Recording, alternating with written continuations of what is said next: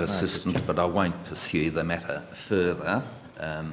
But I give the call to Senator Fierravanti-Wells. Thank you. Can I just ask, I noticed a media release from Minister Price of the 1st of July 2020 where $2.5 billion investment was coming over the decade in relation to the redevelopment of defence facilities in Western Australia, and that includes Yampi Sound training area. So, given the proximity of Yampi Sound to Cockatoo Island, were you aware and fully aware of the parameters of the investment by Cockatoo Mining when you made the decision in relation to this investment? Thank you, Senator. I would just want to stress to the committee that Defence doesn't make any decisions on foreign investment. We provide an input to the process but Treasury... you made no. My question, Ms. Perkins, I don't think you quite understood. I'm I'm referring to a media release from Minister Price, who is one of your ministers in this department, and she put out a joint media release with Minister Reynolds, which is Morrison Government's defence strategy to deliver jobs and investment to Western Australia.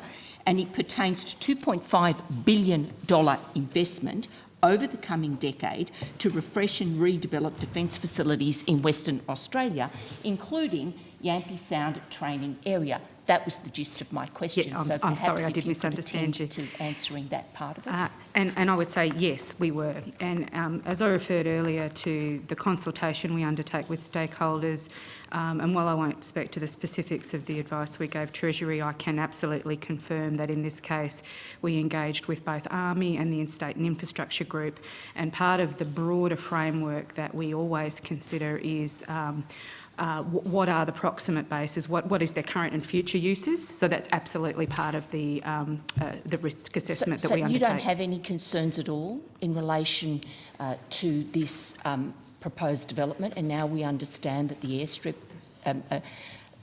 and other facilities on the island are going to be developed, so you have no concerns whatsoever Senator, from a security perspective? Senator, the advice that we tend to provide to Treasury will speak to whether we have concerns and whether we believe the concerns can be mitigated in various ways. And I'd say two things because I think they're important. A very important part of the work we've done in recent years, both in how we consider FIRB assessments and how we attend to the broader security of both the estate and the capabilities we operate, is that we build the security in. So as we're looking at a base redevelopment, for instance, a layered approach that starts with the facility, what we do there, what we operate there, and how we seek to protect that from risks, including potential foreign intelligence collection, is really important that we design that from our borders in. So Yampi Sound is a remote location. Many of our locations aren't remote. So what's really important is we make decisions and build in security protections that can withstand threats because they can occur in many, many ways that don't necessarily accrue through a foreign investment. When we do those assessments, we get out maps, we get out pictures. I've always got a Google Earth image. As we look at cases around the country, we'll look at what's there, we'll go back to the stakeholder, we'll work with them to get their position on their current and potential future activities, and then we will go back to Treasury with a range of responses from no concerns to potential conditions that can be applied through to denials, a recommendation that a case be denied. I'm interested because when they made Cockatoo Island Mining made their announcement on the 29th of October 2020, they were at pains to thank the Commonwealth of Australia and the state of Western Australia for their continued support of this transaction. I find that very, very difficult to comprehend, given now what is clear as to what appears to be the intention of the company to develop Cockatoo Island. So, do we still stand by our level of non-concern, if I can put it that way, given what has now emerged as to what the company's true intentions are? Senator, I couldn't speak to the company's true intention. Well, it's they're out there in the public arena. Perhaps you might like to read the statement, which was dated the 22nd of March 2021. I would assume that Defence would be au fait with what the company is intending to do on the island. Well, as I said, as we undertake the assessments, we work with Treasury on the referred application. We dive deeply into the composition of the company. We undertake a range of assessments with other parts of government. We undertake a process that we refer to as foreign ownership, control and influence. So foreign ownership doesn't necessarily translate to a presence on the ground that will equate to a security threat. So I won't go to this case specifically. As we've said, the advice we would have provided Treasury would have been classified. I did certainly go back and review it myself yesterday. But we provide an assessment based on how we think a risk might accrue to an operation that Defence undertakes. So in this case, we would have looked at that area, we did look at that area, and we provided advice back to Treasury. How they then activate from the application through to the investment and its operation, including any conditions that have been applied around that would be a matter for Treasury. So, Ms Perkins, based on your answer, you would have investigated the ownership of the company. So, therefore, when the statement comes out, I mean, I've had a look at all the ASIC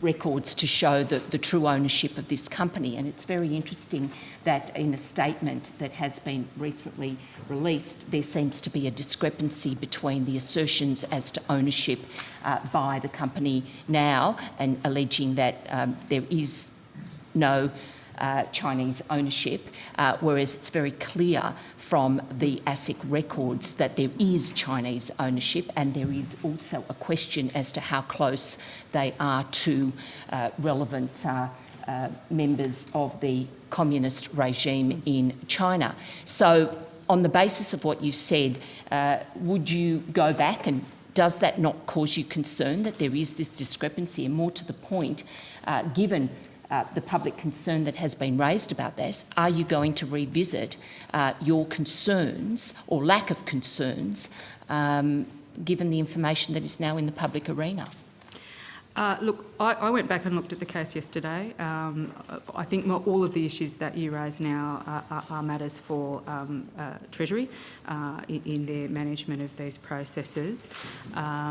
I would only add to what I said earlier that agencies across the national security community are consulted and work to those various issues. So the relevant agencies where it comes to foreign influence will be other agencies than us.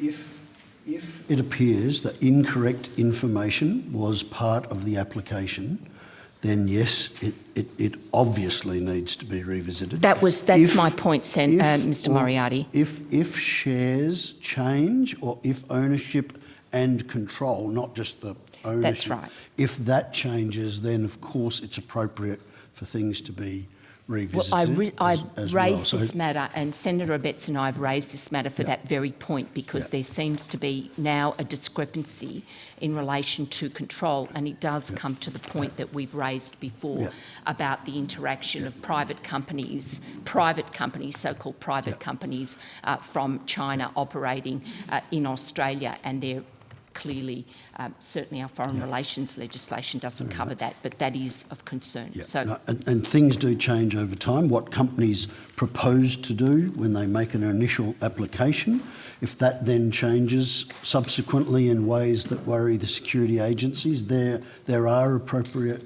channels to look at these issues. Ownership and control are issues, and can I say though, Senator, if there was incorrect information, false information provided in an initial application, that of course would be of interest to Treasury and to the other appropriate agencies involved in providing advice on these decisions. So you will look at this matter, Mr. Moriarty, and if there are issues to be raised with FIRB as a consequence of what has now emerged, you will do so.